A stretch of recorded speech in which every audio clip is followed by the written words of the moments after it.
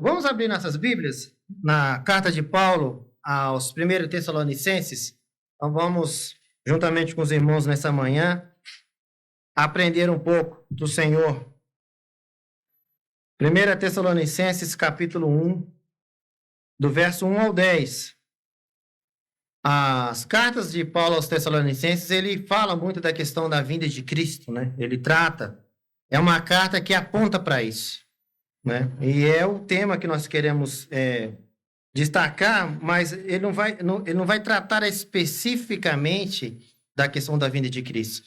Ele a vinda de Cristo no capítulo 1, que é a introdução, vai estar como aquele norte. Quer dizer, para onde eu estou indo? Quer dizer, a quem eu vou encontrar lá na frente? O que eu estou fazendo agora? O que eu estou vivendo agora? Está me conduzindo para onde? Quer dizer, e tudo que eu vivo, o que eu faço hoje, aonde está a minha esperança? Está baseado no quê? Né? O que eu vivo, o que eu faço, né? O que eu compro, né? Se eu caso ou não caso, não é assim? Tudo que nós fazemos, se eu compro ou não compro, se eu mudo ou não mudo, se eu vou para a cidade A ou para a cidade B, na verdade, é tudo, né? 1 Coríntios 10, 31, que é conhecido de quer com mais, quer mais, ou façais qualquer outro tipo de coisa, faça-se tudo para a glória de Deus, né? Então, quer dizer, é tudo mesmo. Aí a gente vai aprendendo ao longo do tempo aí pela graça do Senhor. Eu quero ler o texto, e os irmãos podem acompanhar como estão. 1 Tessalonicenses, capítulo 1, do versículo 1 ao versículo 10.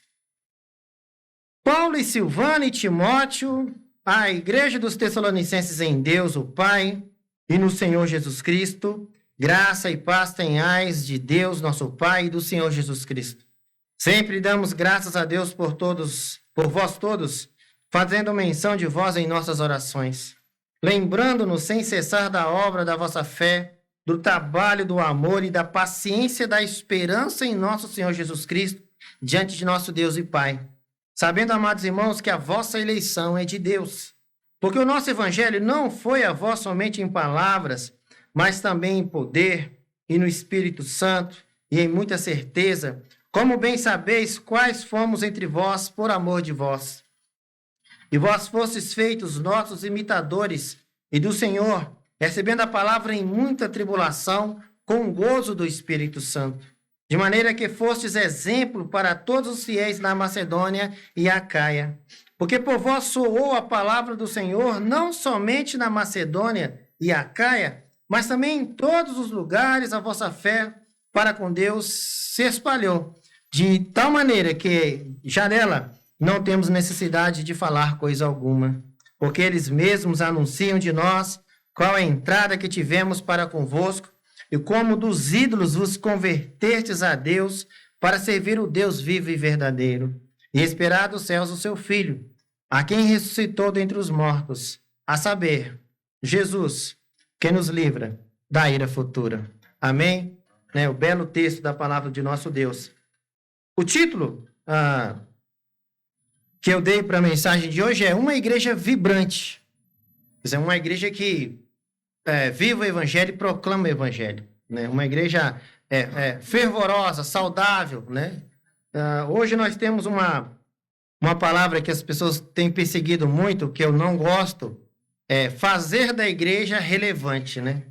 Quando começa com essas ideias que a igreja ela é relevante, que ela é a igreja de Cristo, ela prega o evangelho. Então, o que eu preciso fazer para tornar essa igreja algo mais do que ela é? Gloriosa em si mesma, da maneira como Deus assim determinou na pessoa do seu Filho. Imagina. Então o pessoal tem essa ideia relevância, alguma coisa assim, em relação à cultura, a igreja tem que ser relevante em relação à cultura. Não, a igreja tem que ser bíblica. E o fato dela ser bíblica, ela é relevante. A palavra em si é uma palavra boa, né? Não é ruim, só que o pessoal pega uma palavra e dá um sentido, um norte para aquilo que a gente vê que está indo além, né? Mas a ideia de uma igreja vibrante, que eu pensei, é no sentido bíblico, né? Uma igreja que realmente pulsa, né? Que vive esse evangelho glorioso de nosso Senhor e Salvador Jesus Cristo, né? Só rapidamente, na época de Paulo, né? Primeiro século, como os irmãos sabem, Tessalônica era uma cidade grande. Foi um importante porto e a capital da província romana da Macedônia. Tessalônica era o nome da esposa de Cassandro, né? Cassandro foi um general grego. Antes de estar toda essa região, todo o mundo de então subordinado ao Império Romano, nós sabemos pela história que foi subordinado ao Império Grego. Começou lá com Babilônia, Medos e Persas, gregos e Roma. Mas aqui ficou o nome. Essa cidade ainda sobrevive com o nome de Salônica. Não é mais Tessalônica, ainda existe como Salônica. Paulo escreveu essa carta por volta de 51. Alguns até acreditam que é a primeira carta de Paulo. Existe uma controvérsia histórica, mas é algo simples de quem veio primeiro, Gálatas ou Tessalônica, a carta em si. Eu acho que é Gálatas, né? Mas não sou nenhum historiador nessa área, não sou nenhum especialista com base naquilo. Mas é questão de... Essa diferença de 1 ano para lá, ou 2 anos para cá, é muito restrita ali. Então, é o mesmo contexto, né? Além do mesmo apóstolo, né? E do mesmo Espírito, conduzindo tudo. Então, quer dizer, depois de receber, aí por volta de 51, um excelente relatório por parte de Timóteo. É uma igreja que foi organizada pelo apóstolo Paulo, e estava na mente de Paulo o tempo todo, e ele deixa isso claro no texto, né? Até que ele recebesse notícia dessa igreja. E o tema que eu falei para os irmãos é isso, né?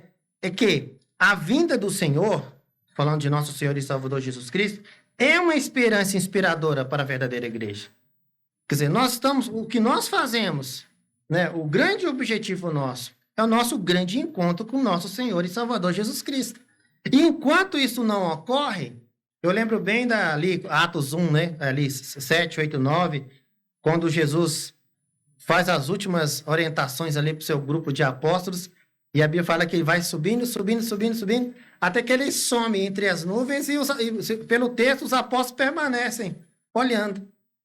Aí chega 2 varões, né? Anjos de Deus ali. Pô, por que vocês estão olhando para cima? Pode voltar, pode olhar para baixo, né? Esse mesmo Jesus que vocês viram subir, da mesma forma que vocês viram subir, vocês verão voltar. Agora, entre primeira vinda e segunda vinda, né?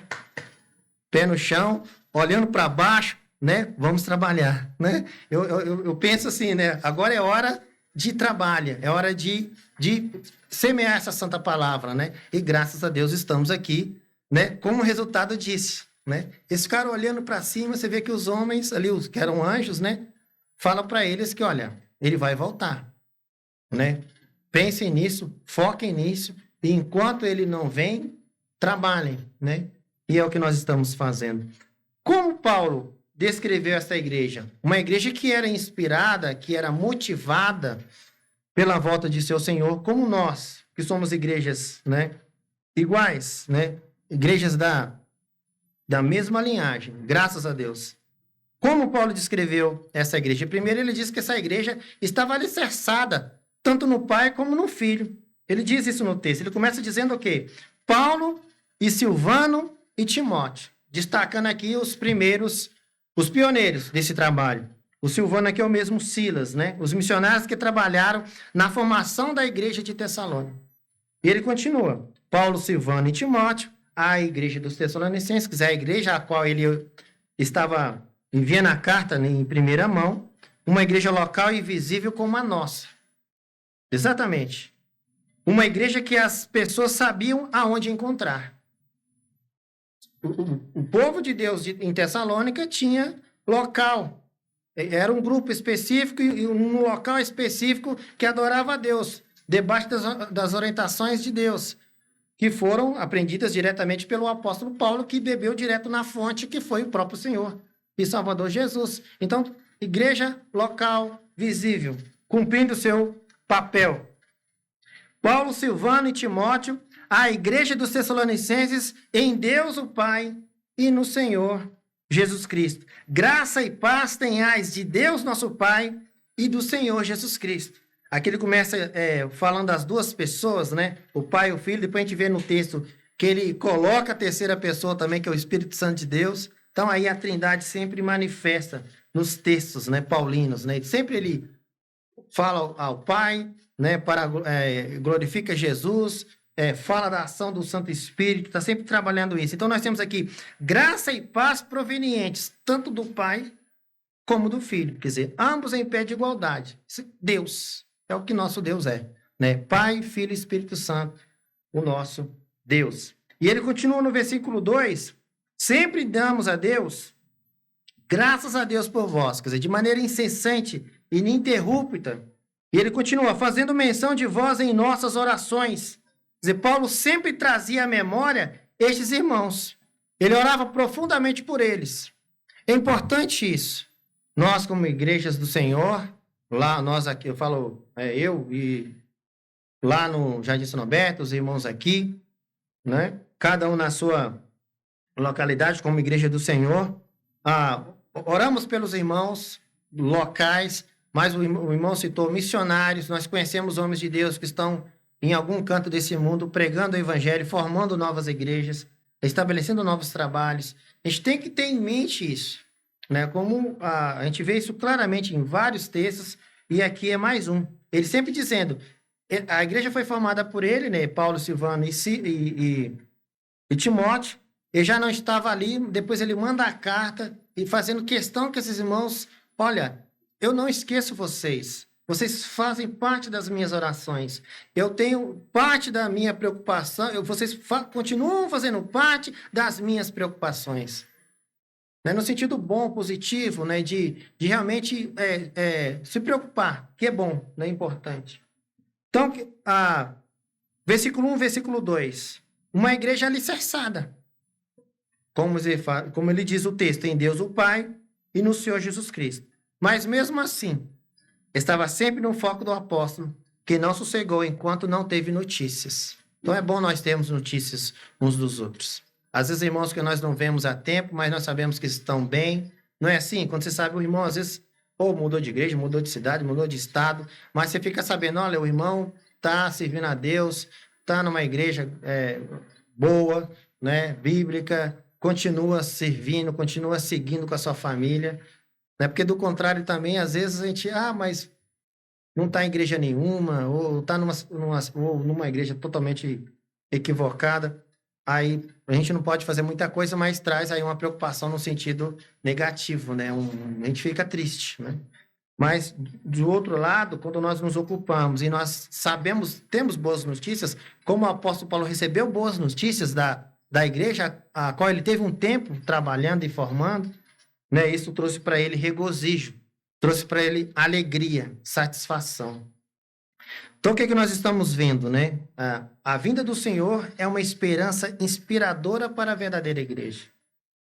E como Paulo descreveu essa igreja? Nós vimos inicialmente uma igreja alicerçada, né? Em Deus Pai e em Deus o Filho.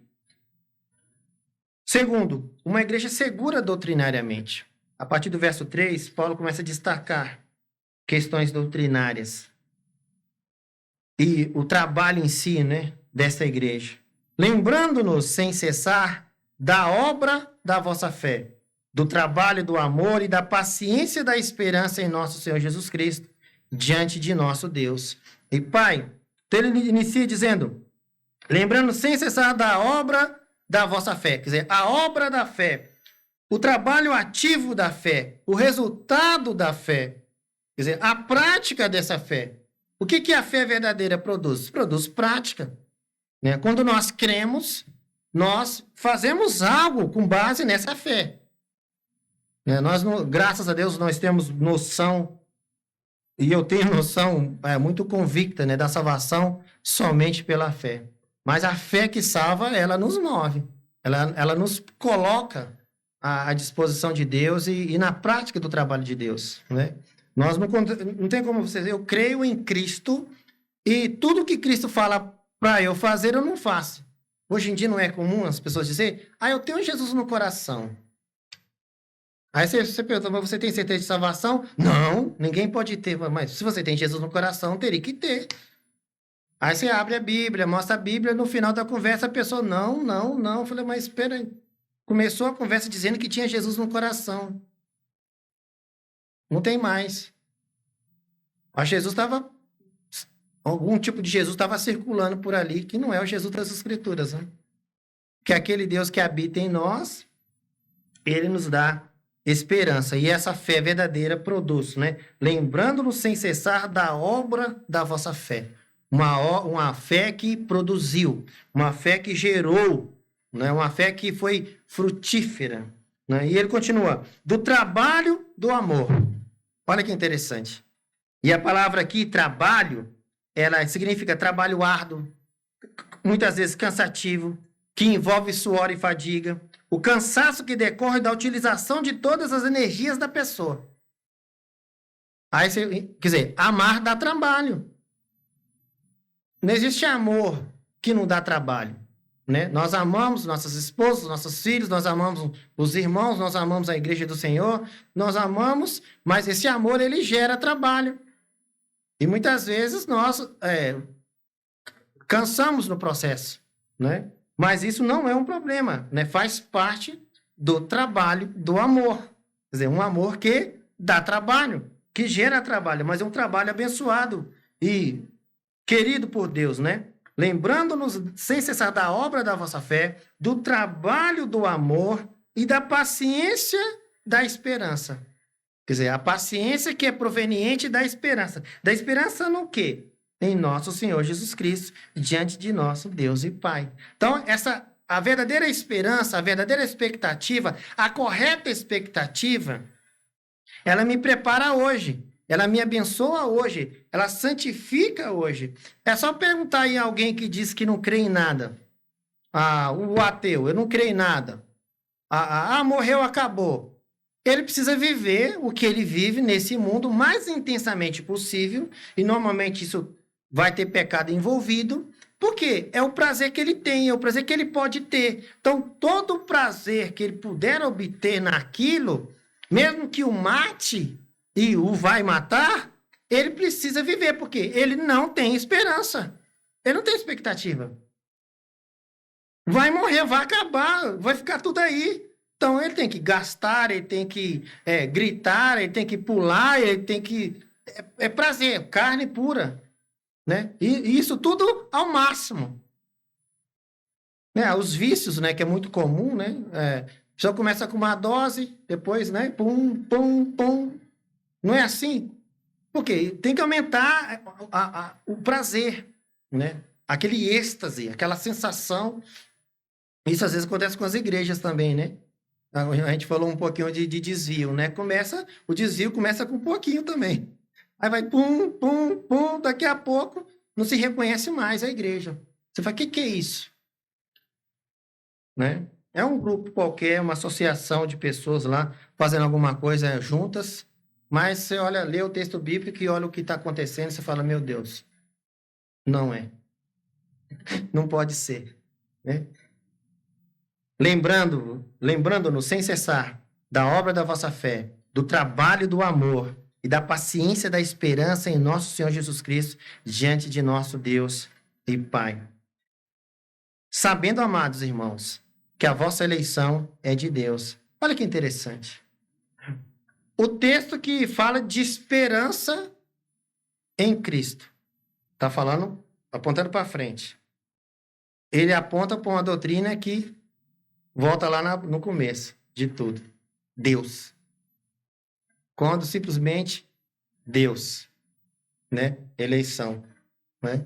E aqui o Paulo, você vê que ele não explica, né? Eu também não vou entrar em detalhes acerca da eleição, mas é o que o texto diz, apenas Paulo faz aqui uma afirmação categórica, que a nossa eleição, quer dizer, a vossa eleição é de Deus, ponto. É isso. Num texto que está falando de expectativa. Num texto que está apontando o nosso norte, que é a volta de nosso Senhor. Aí ele introduz uma fase direta, afirmativa, sem mais explicações. Eleição. Olha que interessante. Olha que coisa boa. E ele continua. Porque o nosso evangelho não foi a vós somente em palavras, mas também em poder e no Espírito Santo, e em muita certeza, como bem sabeis quais fomos entre vós, por amor de vós, né?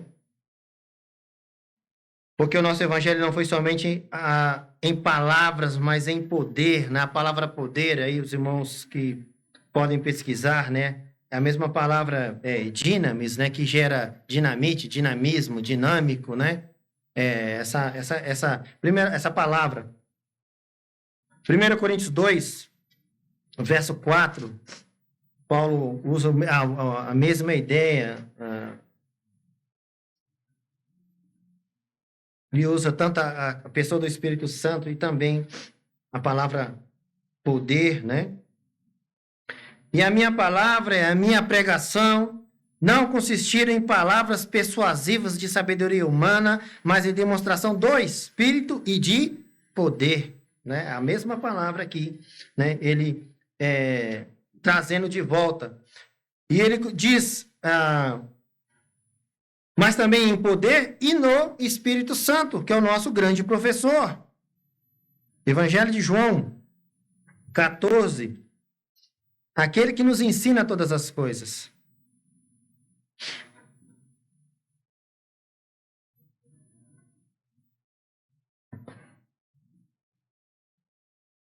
Aquele Consolador, mas aquele Consolador, o Espírito Santo, que o Pai enviará em meu nome, esse vos ensinará todas as coisas e vos fará lembrar de tudo quanto vos tenho dito. Então, quando o texto bíblico ele é explicado, quer dizer, o Espírito Santo de Deus está agindo nas nossas vidas pela palavra pregada, né? E nos trazendo o ensinamento, a confirmação daquilo que de fato é de Deus, né?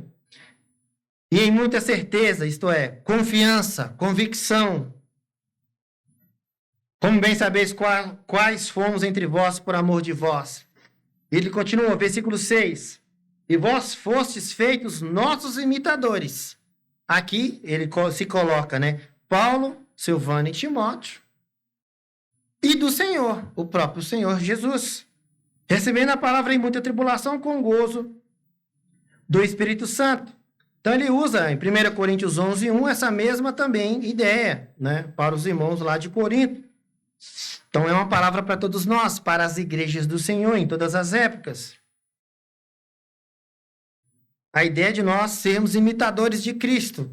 E imitarmos mesmo entre nós, né, irmãos, bons irmãos, no sentido de irmãos que são fiéis, irmãos que são equilibrados, perfeitos, claro que não, mas há irmãos equilibrados, há irmãos maduros que nós aprendemos.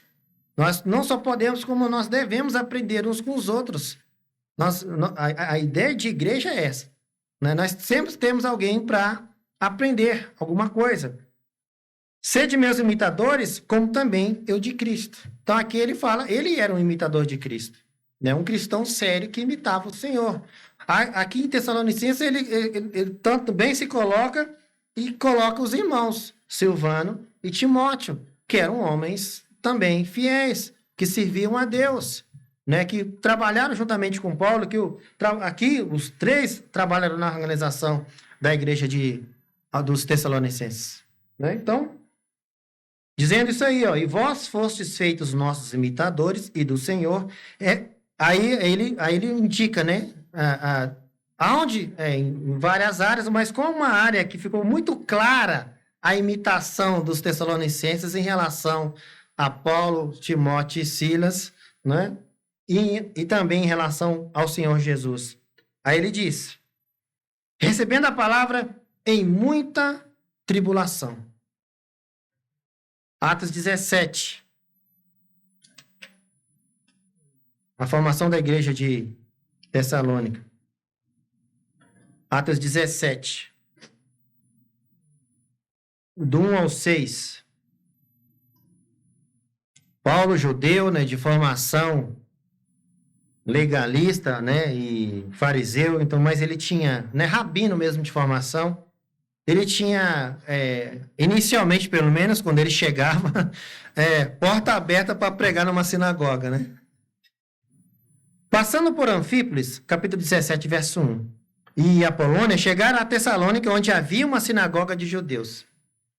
E Paulo, como tinha por costume, foi ter com eles, e por 3 sábados disputou com eles sobre as Escrituras, expondo e demonstrando que convinha que Cristo padecesse e ressuscitasse dentre os mortos. E esse Jesus que vos anuncio, dizia ele, é o Cristo, é o Messias. Imagina falar para judeu, olha o Mashiach que vocês esperam tanto. É ele. Né? Imagina, 3 sábados, né, o apóstolo Paulo e os 3 irmãos, Timóteo, Silvano, discorrendo acerca das Escrituras. Com o assunto principal aqui, né? Morte, sepultamento, o Evangelho, né? Ressurreição de Cristo. O versículo 4. E alguns deles creram, e ajuntaram-se com Paulo e Silas, e também uma grande multidão de gregos religiosos e não poucas mulheres principais. Mas os judeus desobedientes, movidos de inveja, tomaram consigo alguns homens perversos, dentre os vadios, e ajuntando o povo, alvoroçaram a cidade e, assaltando a casa de Jason, procuravam trazê-los para junto do povo. E não os achando, né, o povo ali em geral, trouxeram Jason e alguns irmãos à presença dos magistrados da cidade, clamando: estes que têm alvoroçado o mundo chegaram também aqui. Olha que coisa, né? Os que alvoroçam, os que perturbam. Né? Os crentes chamados de perturbadores da ordem social. Vê se pode. E se você olhar para a história, as igrejas do Senhor, em todo o tempo, o que as igrejas fazem? Cultuam a Deus. De que maneira? De maneira simples, de maneira ordeira. Normalmente, as igrejas do Senhor, né? Vizinho não tem problema com barulho, não é assim? Então, como que uma igreja traz alvoroço, traz transtorno? Né? Porque uma igreja pura e simples, né, de Cristo, ela vai expor o Evangelho. O Evangelho expõe os pecadores. O Evangelho chama os pecadores ao arrependimento. Então, tudo isso traz transtorno, traz perseguição, traz tribulação. Como, voltando para o nosso texto, né? De Tessalonicenses, o versículo 6. E vós fostes feitos, capítulo 1, versículo 6. E vós fostes feitos nossos imitadores e do Senhor, recebendo a palavra em muita tribulação. Qual que é a marca importante aqui? É o final do versículo, né? Com gozo do Espírito Santo. Imagina, debaixo de tribulação, de sofrimento, que é oriundo da pregação do Evangelho, do trabalho da igreja em proclamar o som do Evangelho, e isso trazendo perseguição. Muitos, às vezes, vão ficar entristecidos, muitos, às vezes, vão querer pensar em parar ou não vamos fazer. Não é assim? O primeiro impacto, o confronto, o primeiro obstáculo. E como é que essa igreja reagiu? É onde nós temos que aprender, né, com essa igreja. Uma das igrejas do Senhor ao longo da história é ter gozo, mesmo em meio à tribulação. E um gozo espiritual, né? Um gozo que é produzido pelo Santo Espírito de Deus. Por quê? Você está fazendo a coisa certa. Você está diante do Senhor. Está servindo a Deus em integridade, né? Se você é honesto naquilo que você diz, eu creio em tal coisa, e você vive em função disso real, né? Você está caminhando, de fato, de maneira que glorifica a Deus, de maneira equilibrada, coerente, e mesmo assim está vindo a tribulação, né? Qual que é a orientação, né? O povo de Deus ao longo da história, quando isso aconteceu, eles tiveram alegria. Quer dizer, estamos no caminho certo, porque o foco estava lá. Lembra? A esperança da volta do Senhor, né? A vinda de Cristo. E ele, Hebreus 12:2, porque nós temos referências humanas, né, entre nós mesmos, irmãos. Nós aprendemos uns com os outros. Nós podemos imitar uns aos outros naquilo que é para edificação, né? A Bíblia nos orienta. Mas o grande exemplo é o nosso Senhor. E ele também deu o exemplo nessa área, né? E o texto diz, olhando para Jesus, autor. Lembra que Paulo meteu o assunto eleição num texto que ele aponta para a volta de Cristo? Autor e consumador. Passado, futuro. O que começa, o que termina. Então, a nossa salvação está toda nas mãos de Deus. E nós somos conduzidos por ele, nós que cremos pela ação dele, olhando para Jesus, autor e consumador da fé, o qual, pelo gozo que lhe estava proposto, suportou a cruz, desprezando a afronta, e assentou-se à destra do trono de Deus, nosso Senhor e Salvador, Jesus Cristo. 1 Tessalonicenses, versículo 7, de maneira que fostes exemplo. Agora, Paulo elogiando a igreja. De maneira que fostes exemplo para todos os fiéis na Macedônia e Acaia, né? Macedônia e Acaia é Grécia, né? Divisão da Grécia no tempo de Paulo, né? Ao norte, Macedônia, e ao sul, Acaia, né? E o Corinto fazia parte da província da Acaia. Aí vem a continuação do texto no versículo 8. Por que eles se tornaram exemplo? Em que eles se tornaram exemplo? Na disseminação do evangelho. Porque por vós soou a palavra do Senhor, não somente na Macedônia e Acaia, mas também em todos os lugares a vossa fé para com Deus se espalhou de tal maneira que já dela não temos necessidade de falar coisa alguma. Quer dizer, soou, quer dizer, o eco como de um trovão ou o soar de uma trombeta a partir de um local central, que reverbera. Até aquele som sumir, ele tem um alcance. Assim é o evangelho, né? Às vezes nós achamos que estamos num local e nós pregamos, existe uma limitação física, né? Mas esse evangelho, ele caminha. Deus tem seus meios, né? E hoje eu acho interessante, você pega aqui, ó, qual tecnologia que esse povo tinha. É importante, nós não podemos desprezar a tecnologia, né? Nós podemos fazer o bom uso dela, né? É do nosso tempo. O que tem de bom nesse tempo que a gente pode fazer bom uso, então vamos fazer. Mas é uma coisa que aí a gente volta para o nosso foco, que é o nosso Senhor. Imagina, não tinha tecnologia nenhuma. E mesmo assim o evangelho foi espalhado. Não tinha carro. Assim, não, pastor, tinha carro sim, né? Às vezes eu brinco lá com os irmãos, né? Hoje nossos carros têm 70 cavalos de motor, não é assim? 80 cavalos, 100 cavalos, não é assim? Os carros da época do primeiro século era um cavalo de motor, mas era literalmente um cavalo puxando uma carruagem, né? E os ricos tinham uma carruagem, ele tinha 4 cavalos, 6 cavalos, né? Era a turma que tinha mais dinheiro. Porque tinha que, imagina, tinha carruagem, tinham 6 cavalos para tratar, tinha o motorista, né? Lá o cara lá, como é que chama lá? O cocheiro, né? Então, imagina. Então, tinha que ter dinheiro para bancar tudo isso, né? Então, esses eram os carros que tinha na época. Então, era tudo... Realmente, tinha suas dificuldades. Mas não há dificuldade. Não há época, geração, que o evangelho tenha impedimento. Que haja um impedimento para Deus espalhar a sua palavra. E é um privilégio para nós, como igrejas do Senhor, fazer parte desse trabalho, que é espalhar essa santa, né, palavra, essa santa semente, essa preciosa semente. Fazemos parte dessa bênção, né, grande e privilégio. Quero só retomar Atos 17, verso 6. Esses que têm alvoroçado o mundo chegaram também aqui.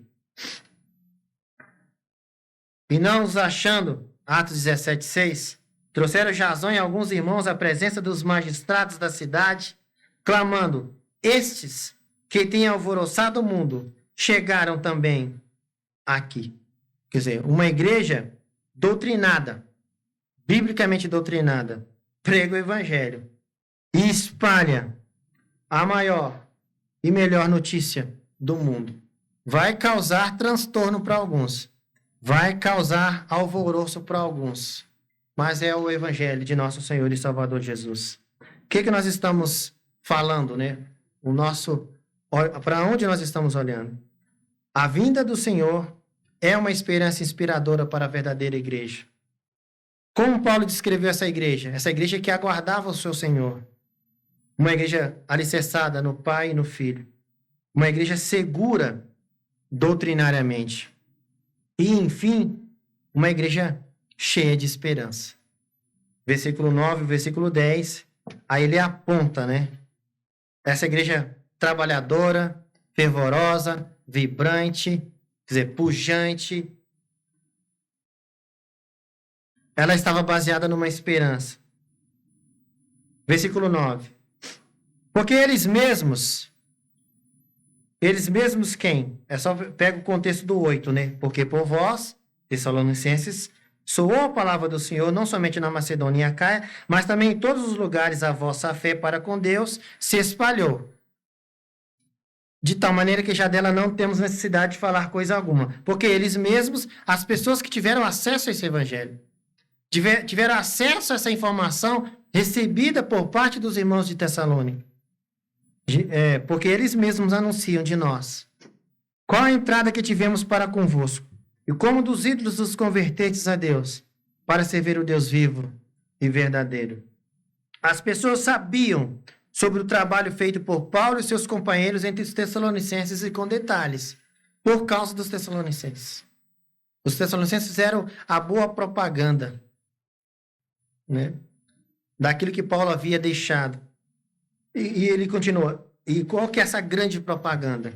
Como dos ídolos vos convertestes a Deus. Isto é, o povo de Tessalônica voltar-se para Deus. Isso foi marcante para a geração deles. E hoje, irmãos, aqueles que dentre nós, que nos voltamos para Deus, que nos convertemos dos ídolos para o verdadeiro Deus, isso traz uma marca. Isso produz impacto à nossa volta. Com certeza. As pessoas nos veem, né? Nós somos vigiados, né? As pessoas ficam às vezes, tentando achar erro, não é assim? O que os crentes vivem nesse mundo, tentando, né, servir a Deus da melhor maneira possível, e o povo do mundo fica olhando para nós, procurando alguma coisinha. Não é assim? Aí, muitas vezes, nessa procura, nós conseguimos, pela graça de Deus, demonstrar Cristo, essa pessoa se converte. Olha que beleza.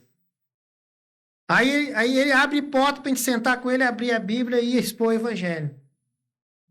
É a nossa grande satisfação. O verdadeiro Deus, Jeremias 10:10. Dos ídolos a Deus. Esse foi o grande impacto que os tessalonicenses, né, a igreja que estava em Tessalônica, produziu no mundo à sua volta, em todos aqueles que eles tiveram e puderam ter contato e espalhar o evangelho. Mas o Senhor Deus é a verdade. Ele mesmo é o Deus vivo e o Rei eterno. Ao seu furor treme a terra, e as nações não podem suportar a sua indignação. Esse é o nosso grande Deus. 1 João 5:20.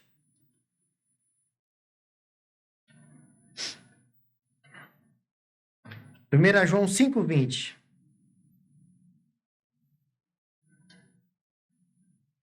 O eterno Deus, o Deus vivente, aquele que vive. 1 João 5:20. E sabemos que já o Filho de Deus é vindo, e nos deu entendimento para que conheçamos ao verdadeiro, quer dizer, ao verdadeiro Deus. E no que é verdadeiro estamos, isto é, em seu Filho Jesus Cristo. Este é o verdadeiro Deus e a vida eterna, né? Olha que beleza. Porque eles mesmos anunciam de nós qual a entrada que tivemos para convosco, e como dos ídolos os convertestes a Deus, para servir o Deus vivo e verdadeiro. E esperar. Enquanto trabalhamos, enquanto aguardamos a vinda de nosso Senhor, estamos aqui, trabalhando. Eu lá, juntamente com os demais irmãos, em Jardim São Alberto, os irmãos aqui, Jardim Uirá, né? Na cidade de São José dos Campos. Esperando. E enquanto esperamos, você vê, a espera das coisas celestiais, ela nunca é improdutiva. Ela não é improdutiva. Não há desculpa para nós. Então eu vou cruzar o braço até que Paulo escreveu a segunda carta de Tessalonicenses, porque ele falou, ele apontou para Cristo, para o Senhor voltar. O que aconteceu com alguns?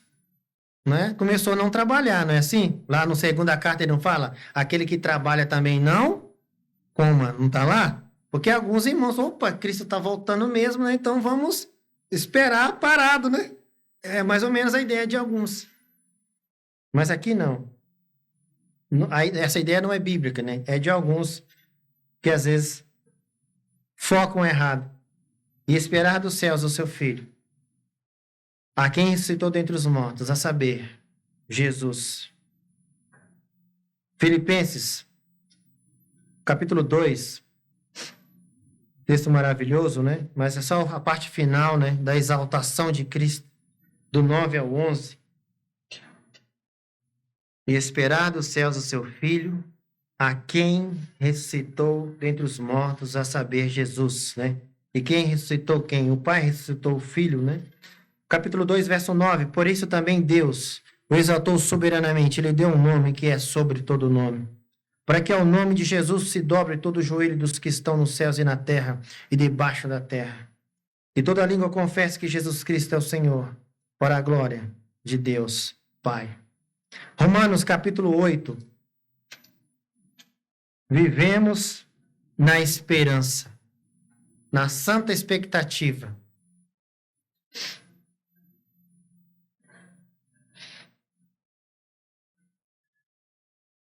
Romanos 8:19.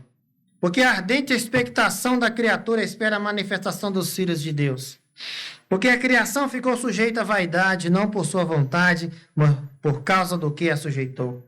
Na esperança de que também a mesma criatura será libertada da servidão da corrupção para a liberdade da glória dos filhos de Deus. Porque sabemos que toda a criação geme e está juntamente com dores de parto até agora. E não só ela, mas nós mesmos, que temos as primícias do Espírito, também gememos em nós mesmos esperando a adoção, a saber, a redenção do nosso corpo. Porque em esperança fomos salvos. Ora, a esperança que se vê não é esperança. Porque o que alguém vê, como também o esperará? Então, nós não vemos, né, o céu, as realidades celestiais, né, o futuro reino, a implantação do reino, né, nós temos algumas informações bíblicas acerca disso, podemos vislumbrar muita coisa, mas a exatidão, a plenitude dessas coisas nós não temos. Mas nós estamos na esperança. Nós seguimos essa expectativa. E o nosso agir hoje, ele é diretamente afetado por essa expectativa. Se eu creio corretamente acerca do futuro, eu vou viver corretamente no presente. Isso vai me santificar o presente. Citei exemplo anterior da pessoa que tem que pecar o máximo possível para ter o seu prazer cotidiano, né, realizado. Por quê? Se amanhã ele morrer, né? Para quem será, né? Então, ele tem que viver isso. E nós não. Nós temos expectativa de uma eternidade.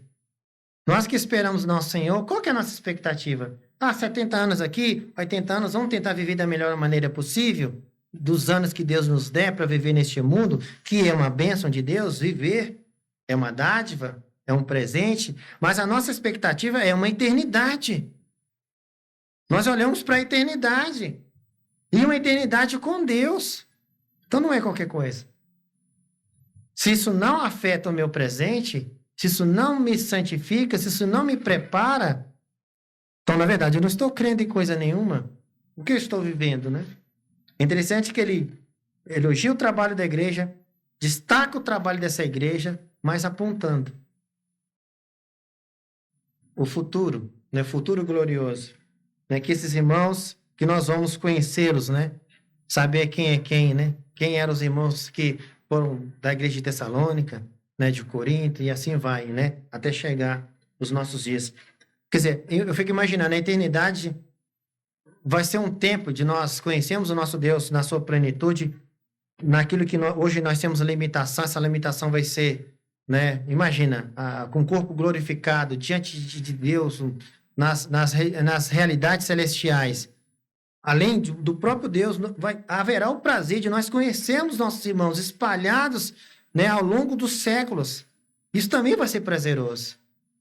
É prazeroso nós conhecermos novos irmãos. Imagina hoje, nós visitamos uma nova igreja e nós conhecemos irmãos que estão firmes no trabalho, servindo a Deus. Isso já causa uma alegria, uma satisfação.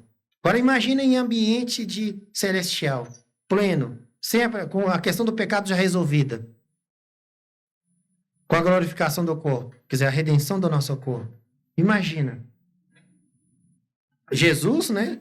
A principal objetivo, mas também nós, nossos irmãos, essa alegria da comunhão.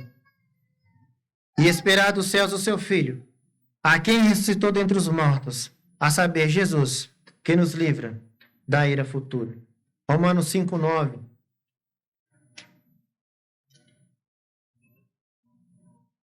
Não há ira, né?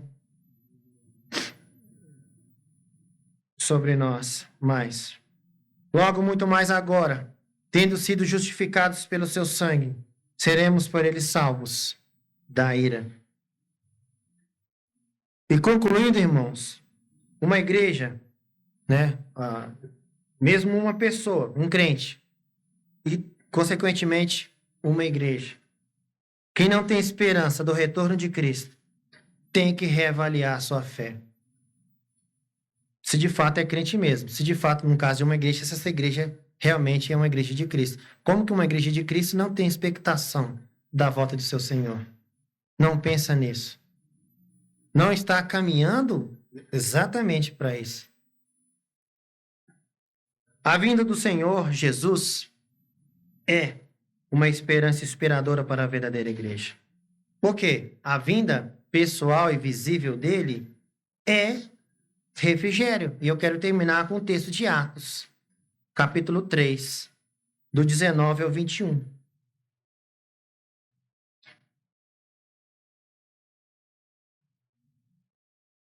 Atos 3, 19 a 21.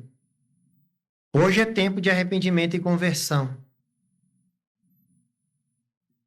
Arrependei-vos, pois, e convertei-vos, para que sejam apagados os vossos pecados e para que venham assim os tempos do refrigério pela presença do Senhor. E envie ele a Jesus Cristo, que já dantes vos foi pregado. Estamos aqui pouco tempo depois da sua assunção, do seu retorno para o Pai. E aqui o apóstolo Pedro está pregando que ele volta, que ele vai voltar. Enquanto isso, arrependam-se e convertam-se. E ele termina o 21, né? O qual convém que o céu contenha. Vai permanecer lá até que ele retorne. Até os tempos da restauração de tudo, dos quais Deus falou pela boca de todos os seus santos profetas, desde o princípio. Amém? Isto é uma igreja vibrante. Né? Uma igreja que está caminhando para o encontro com o seu Senhor. Enquanto isso, trabalha e trabalha. Né? Nós sabemos que tudo que nós temos e somos é a mais pura graça de Deus. Se temos ou se somos alguma coisa, é pela graça de Deus que nos concede todas essas bênçãos e privilégios de sermos igrejas do Senhor. E estamos aqui, continuando a fazer o trabalho pura e simples da pregação do Evangelho, mas que, segundo muitos em muitas épocas, e hoje não tem sido diferente, né, traz transtorno. Então vamos continuar transtornando, né, alvoroçando este mundo com a santa pregação do santo Evangelho de nosso Senhor e Salvador Jesus Cristo. Amém?